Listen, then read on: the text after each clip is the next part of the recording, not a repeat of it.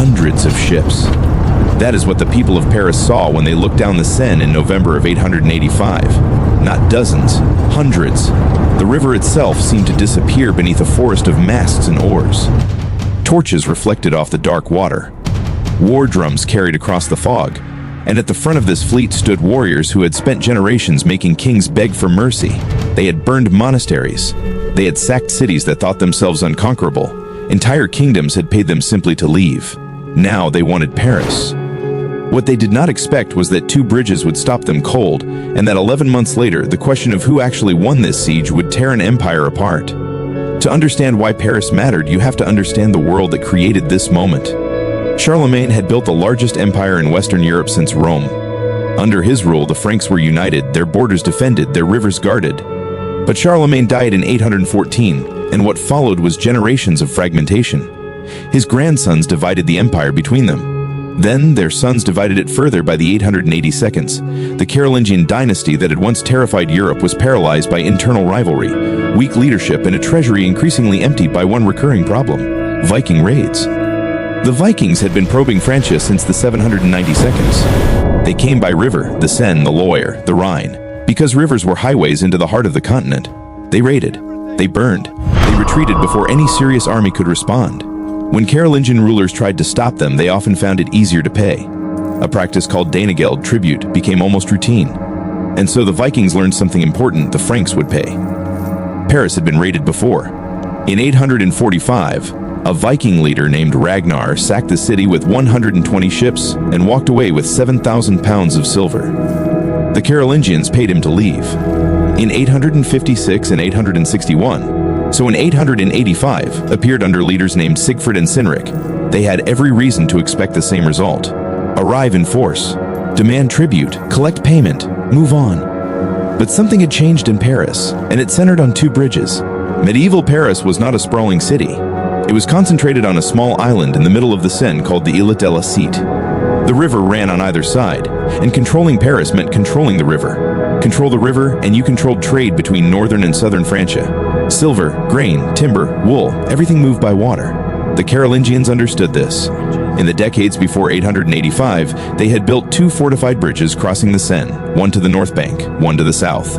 These were not simple wooden crossings. They were defended structures, with towers at each end, designed to function as military barriers as much as transit routes. Here was the problem for the Vikings. Their entire strategy depended on river access. Their ships could not pass overland, and the bridges were too low, too narrow, and too fortified to simply sail through. If they wanted to reach Burgundy, their ultimate destination, rich with monasteries and silver, they had to remove those bridges, or force Paris to surrender them. Paris refused. 2 men made that refusal possible. The first was Odo, Count of Paris. He was a practical military commander, not a king's son with a title, but no instinct for warfare. He had built his reputation defending the city against earlier raids, and his authority rested on competence rather than inheritance. The second was Bishop Gozlin. Where Odo handled military command, Gozlin provided something equally vital: the will of the people. He was old, and he was not a warrior, but he was the spiritual center of the city. And in a medieval siege, when disease and hunger turned every day into a question of whether to hold or surrender, that mattered enormously. On the other side of the water stood Sigfrid, the commander who had led the fleet to Paris. He was experienced and confident. He sent a message to Odo demanding safe passage. Odo refused. Sigfrid, perhaps genuinely surprised, warned that what followed would be Odo's responsibility. Odo's answer was essentially, "We know." On the morning of the 26th of November, 885, the Vikings attacked. What followed was one of the most intense single days of siege warfare in the early medieval period. The Vikings brought siege towers mounted on ships. They brought battering rams. They brought catapults hurling stones and fire. Arrows fell on the bridge towers in waves.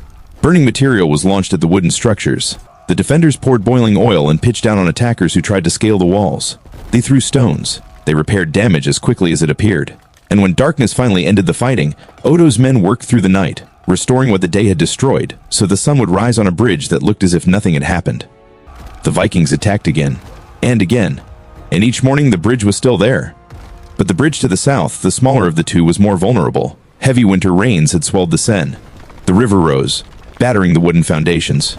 In February of 886, the southern bridge collapsed. The small tower on the far bank was suddenly cut off. its garrison isolated. They could hold no longer. When the Vikings finally overwhelmed them, the defenders had bought something more valuable than territory. They had bought time. And the northern bridge was still standing. The siege settled into a different kind of war. Inside Paris, the months became a test of endurance. Food grew scarce. Disease moved through a population crowded onto a small island with limited sanitation.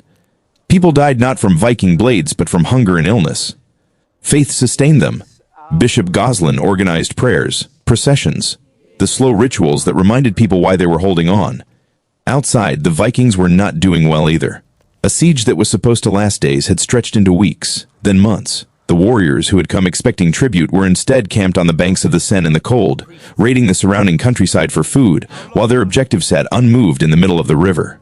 Morale suffered. Some groups left entirely, finding richer targets elsewhere. Siegfried himself eventually negotiated a payment to depart, not the city's surrender, just permission for him personally to leave. It was a humiliation dressed as a transaction. But other Viking leaders remained. The siege continued.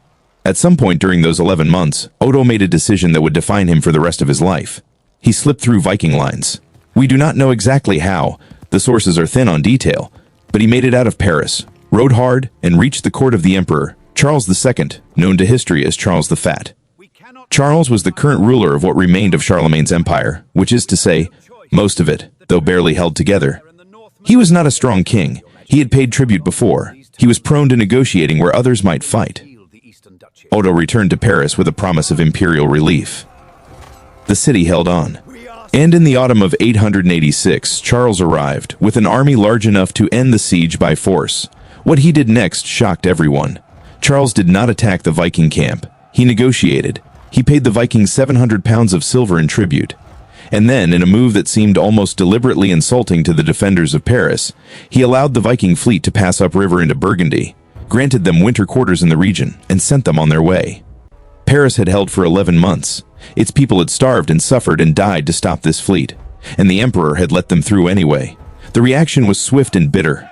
Charles was condemned as a coward. His reputation, already fragile, collapsed. Within 2 years he would be deposed, the last Carolingian to rule a united empire. And Odo was celebrated. The man who had organized Paris's defense, who had ridden for help, who had returned against the odds. He was elected king of West Francia in 888, not by birth, by choice. So who won the siege of Paris? Militarily, the answer is Paris. The city never fell. The northern bridge held. The Vikings never broke through. Politically, the answer is complicated. Charles's decision to pay tribute and allow passage made the military victory feel hollow, but it also exposed something deeper. The age of Carolingian authority was ending.